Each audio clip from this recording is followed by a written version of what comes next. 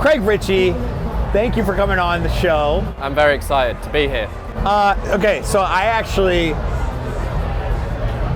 been following your stuff for a while, like a while, because I think we both got into YouTube at a similar time. I think actually you got it into YouTube earlier than I did. Like you had switched over to CrossFit at the same time that I had kind of started with weightlifting. I was a bodybuilder. Yes. Yeah. I want to talk about that. I don't. I really want. So what was the brand like? Like, what was the plan back when you started YouTube? Christian Guzman was my idol. You know him? Christian Guzman. Yeah. So I always saw him do like amazing stuff on YouTube, and I was like, I could do that. And I'm like, there's no English person doing it. So then I was like, I'll do it. And so you had a totally aesthetic basis for training. Like it was aesthetics only. Right? I did bodybuilding. And I was severely ill. Really? That's why I don't talk about it as much, because I dieted down. So I did this competition called Mr. University when I was at university, and I dieted down and like won the show. But then mentally I got into this position where I was like, man, I'm so lean, and then I didn't eat again. And luckily, Panta, my girlfriend, she taught me how to eat again, because I stayed too lean for too long and messed up all of my hormones. So that's like a time in my life that I was very proud of, and then I went into a bad place. That's why I had to shift away from bodybuilding. Yeah. So I actually have brought this up in a lot of different podcasts, body dysmorphia. It's something that I never actually dealt with at all, because I was always performance-based. So in high school and in college, I was playing sports. I was always an athletic guy. I don't even honestly feel like it was dysmorphia. I just feel like I got into such a routine of how I ate and how that's how I looked, that I didn't understand the underlying physiological effect that it was having on my body until it was too late. Yeah. You know, because when you diet down for a show, you can do it in a healthy-ish way, especially when you're natural. You can get to those low body fat levels, but once you've done the show, you have to come out of that and kind of you just didn't let yourself out. I just kept on going like life how it was, until I realized that I was like 20 years old and had like no sex drive, and like you're at university, this peak of this time of like American Pie. And you're like, no, that should be the peak of your male like. And so I'm like tired all the time and everything. So I go to the doctors, and he's like, "Man, your testosterone doesn't exist." Like, and this is the reason why, is because you're not eating. So that was like a dark time. That's why bodybuilding for me has been like a past where I'm happy I learned about it, and I did what I did at the time, and like. You learn from everything you do, but like that's why I switched over to CrossFit and performance, because I was like, I need to get away, and I need to just eat and just train. And you found that was easier to do through CrossFit, and it mentally helped you out a lot just to like switch to performance. Man, that is a crazy story. I don't think I've told that properly in depth to anyone, really. Well, because not many people have gone. I feel like maybe that. I think a lot of bodybuilders are too stubborn to go into performance. Because say that you do have an aesthetic physique, now you want to go, I guess maybe they go into powerlifting or something like that. But it's like, you don't want to give up what you're already good at. And I imagine that it's hard to give up what you're already good at for health, you know? Bodybuilding is a strange one, isn't it? You know, dude, like, it is. It messes with my head. It really does. To the general public, you look healthy. But it's like so far from healthy when you do it, like if you do it competitive. Like if you go into the gym every day, it's very good for you. I definitely recommend it, but just... I had Derek from More Plates, More Dates. You know, I had him, and we talked a lot about this, man. And I guess your issue was more like, this is the way that I'm gonna just live my life, was this diet in this way. But there had to have been an image associated with that, right? Like it had to have been a body image thing. Yeah, well at the time especially, like it was the peak of aesthetic times. You know, when you used to go to all the trade shows and it was all the supplements everywhere. I feel like Gymshark was blowing up at that point. With the nipples hanging out, you know, and it was like everyone was wearing fake tan. And I was one of those people too that you knew people were doing steroids and stuff, but you're just kind of naive to it. Yeah. So like, you look at some people that were role models at the time, and you're like, you look back now and you're like, you're definitely doing stuff. But like when I was there at the time, I'm like, no, I can achieve that, you know. And it's like, but I think that's cool though. I think like for 18-year-old, 20-year-old kid to be like, you know what, I can do it, you know. yeah. I struggle with the idea of everyone being open about use and then saying that that's ultimately the best thing. Like, is omission better? Is lying better? Or is just complete openness better? Yeah. And I would not know how to answer that question. It's hard because I wish no, actually I do. I wish everyone was honest. I wish everyone that was on it would say, yeah, I'm on it. And I wish everyone that... But then would kids not see that and just be like, oh, okay, well, I'll just do TRT at 18 or whatever, you know? It's like that's the one thing where I'm like, is it a net positive for The Rock to say he's on drugs? Like, does it really help that much? And I don't know. I don't know the answer to that. It's like... what came first, the chicken or the egg? Yeah. Mark Bell said... he's like, you know, if we tell kids, if we're open about our steroid use and then we say be knowledgeable and don't do it, it's like saying, yeah, hey, don't go to the bar and get drunk, even though last weekend I went to the bar, got drunk, and I pulled a smoking hot chick and we had sex. It's like, yeah, so like the kid's gonna be like, that whole not going to a bar thing and drinking thing, I want to do that, right? Because, you know, so you see someone like The Rock, he's like, kids, don't do drugs, because if you do, you could potentially end up like me, who's a multimillionaire with this body, like literally the most famous person. And I act the same in every movie. Yeah, it's the same in every single movie. Oh, man. All right, well. And then, went from that to CrossFit, and CrossFit, then I fell in love with weightlifting. And do you think you're going to stick with weightlifting for a longer period of time? Do you have unfinished business or what? Oh, 1,000,000%. So what I realized is I don't get satisfaction from winning anything. So like last year I won the British title, and the satisfaction was this big because I had numbers in my head that I wanted to hit, and I didn't get anywhere near what I knew I could do. And I would rather go to a small meet and hit the numbers that I really want to hit. And like so in my head right now, I want to snatch over 330 on the platform, pounds. Okay. So 150-ish, 147? No, it's 150. I thought 150 is 332. Oh, it's 330. Yes, 330. And then I want to clean and jerk over 400 pounds, around like just over 180 on the platform. And if I did that at a small meet, or if I did that on the biggest stage, that is my fulfillment at the moment. That's what I'm chasing. Okay. Yeah. Which is just different, you know. Like I see a lot of people go in it because they want to win this. I want to be this title. I want to do this. For me right now, it's like Jazz can tell you I'm in the box every day, going, these are the two numbers that I want to hit. This is what I'm every day working towards. Yeah. I can wait till I hit them. Yeah.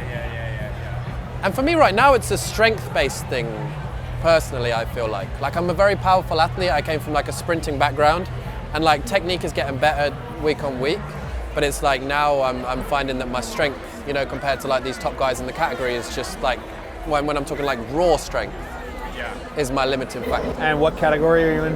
89 kilos. Okay. Yeah. Who is in that? What male UK? No one really. Isn't there that one like kind of Italian name guy? Yes. What's his name? Dominic or something? Or what? Do you know what I'm talking about? Yeah. Is he in 89 or is he? Yeah. I don't know.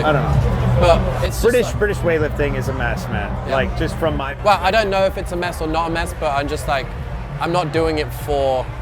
I don't know. I'm doing it for me. Yeah. It's such a weird thing, isn't it? Yeah. You know, when I started weightlifting, when I started CrossFit, I never once had numbers even.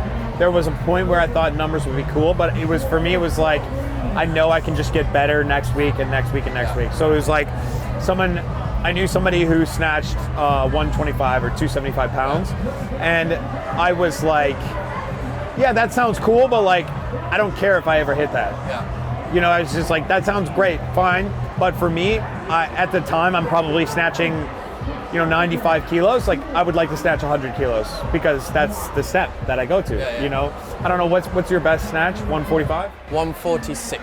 146. You should work on 321. you should work on 147. Yeah. And then work on 148, and then work on 149. I feel like that's where motivation is such a different thing for different athletes. Yeah. You're like, I want to take this step. Yeah. I've known for like the last 6 months That where you my want this physical thing. numbers can be. So it's like a different. That's where kids. You know what I mean? Well, I guess I kind of want to change the topic a little bit. Who motivates you? What motivates you? Very deep, isn't it? Like, what do you see? What characteristics in somebody do you see? And you're like, wow, I need to be better. I just feel like sometimes for me it's like hardworking but then vulnerable. They're the two characteristics. I feel like every human being has a vulnerable side, and I feel like you should expose it at times to show that you're a real human. I like seeing that in people, but then I also like this is great. You can bring this up with Matt. I beat him at go-karting. I also like the competitive nature of people. So like Matt Fraser, we went go-karting with him, and he overtook me on the track, fair play, whatever, you know, but we were going for fastest lap of the day. I said it. And he nearly dragged me back in with my neck to go again because he's that competitive just in life. And I'm not like that, but I can envy that, you know, like, I reckon if you played him at hide and seek, he would want to win. And I don't know if it's true with Matt, but I feel like Matt's want to win inspired me, but also I feel like he had it in his head that he didn't want to lose. Yeah. It was like... So I made a video, I don't know if you saw, but it was called The Toxic Winner Mindset. Did you see that by any chance? Probably not. It was with Michael Jordan. Like, I use Michael Jordan, I use a bunch of instances of people, and that there is a level of toxicity on a hyper winner's brain that they put on themselves. So if we look at myself as an example, I have low expectations but really high standards. So when he goes out on a night out, he's having a brilliant time. Yeah, well, yeah, I guess so. So if you think about it, it's like I don't expect anything, but I want the best out of myself. So and I want small improvements, and I want step by step, like as long as the line's going here. And I feel like that's the best advice you can give to the vast majority of people. Yeah. Even big time winners can have that mindset, because they're just continually improving and continually working. As long as you know that it's going to be like... But if you look at the hyper winners, Matt Fraser is a perfect example of this. He expects a lot of himself, and he has high standards. Yeah. And when you expect a lot of yourself, you put an insane amount of stress and anxiety on yourself. Yeah. And that is something that when I watch Matt, when I see interviews with him, I think it's palpable. Yeah. I can feel that. Yeah. He's like, you know how he's like, I always stress out at like, did I do enough work? Yeah. Like, if I didn't do enough work, that's what keeps me up at night. Yeah. And I know you know for sure, more than a lot of people, that to be true. Yeah, and I'm not like that. Neither am I. Yeah. Neither am I. Not at all. I have expectations, I know where I want to be, and I know that I can get there, but I like to rest. Yeah. Yeah. Yeah, and you like to improve. Yeah. And you like to smile a little bit. life. Yeah. And Like, I think travel, see people, hang out, get more fulfillment. Would you say Matt likes to do that, but when he's a competitor, he physically can't allow himself to? So he's like torturing himself? In a way, but I mean, he's now, one of the GOATs. Yeah. So, it paid off. Yeah, for sure. Hard work pays off, dog. That's why he named it that. I've heard that somewhere. So, but from your perspective of Matt, do you see those things, or have you like been able to feel that? I just feel like he's a winner. You get it when you're with someone. You can understand when you're with someone, you know that they're a winner. Yeah, and they're a gamer. Gamers too, Yeah. man. Yeah. I'm like, see, that's one of the things in CrossFit that I love is seeing guys. So I think a lot of times in CrossFit, there's some people who it's kind of a fringe sport, and they realize like, wow, if I train really hard in this way, and I do all of these things, like I can be much better than most of the people at my gym. But there is still competition. There's still the aspect of you don't know what's going to happen. And what I love is seeing those people who are very, very good home gym CrossFitters go and try and compete, and they lose to the good competitors. Yeah. So I always bring up Brent Fikowski as an example. I don't think he snatched over like 270 in preparation for the games, and then he snatches 300. And the good competitors are the ones that stick around. Yeah. You know, like you can look at like you look at Pat, you look at Brent, you look at Matt, you look at Ricky Garrard, you look at all these names that they're always at all these competitions and they're always at the top. They're the ones that, you know, are like that. Yeah. Which is cool. I think it's one thing I kind of want to, I guess we could kind of end on this topic, and it's the growth of CrossFit. And it's on a growth point at CrossFit right now. It's on a knife edge. But this morning we spoke to the CEO at CrossFit, and there's a lot of exciting things that are coming in the pipeline. Well, I wouldn't, how about not CrossFit as in the brand, as in CrossFit HQ? I'm talking like this. Sport. Like this Wodapalooza thing, whatever. Like, really to me, we walked in here and I'm like, this is a juggernaut. The amount of money being exchanged for goods and services here at this location alone, and this happens multiple times a year. There's thousands and thousands of people who are maybe not doing CrossFit, but they know what CrossFit is, and so it's definitely something that has grown a lot, and you hit it at the right time. Yeah, I always say that I worked hard, but I was lucky. I honestly believe that, because I was lucky that I was transitioning from bodybuilding to CrossFit. Like, I was like, I didn't intend to do it. I didn't go, oh, look at this sport growing, I want to do it. I was like, this sport is cool, I'm going to film me transition. And it was at the perfect time that CrossFit was like, whoop, and then no one else was doing any CrossFit sort of YouTube. So yes, I was super lucky that I did it at that time, but also we were on the road all the time. When we were at like our peak, we were doing like 100 flights a year to try and go with all these athletes, show all the events, show off all the cool stuff.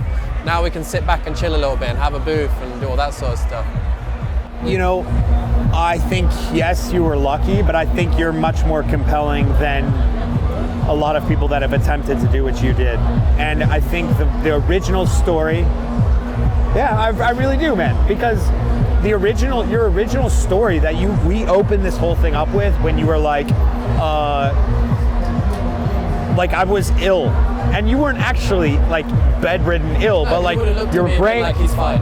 Yeah, your head, you were not in a good place, and this was your outlet. So you switched to CrossFit, and you already had this kind of idea that you wanted to vlog and you wanted to create things. That's compelling. And people, what's crazy is a lot of people who consume your stuff, they didn't even know about the aesthetic part of it.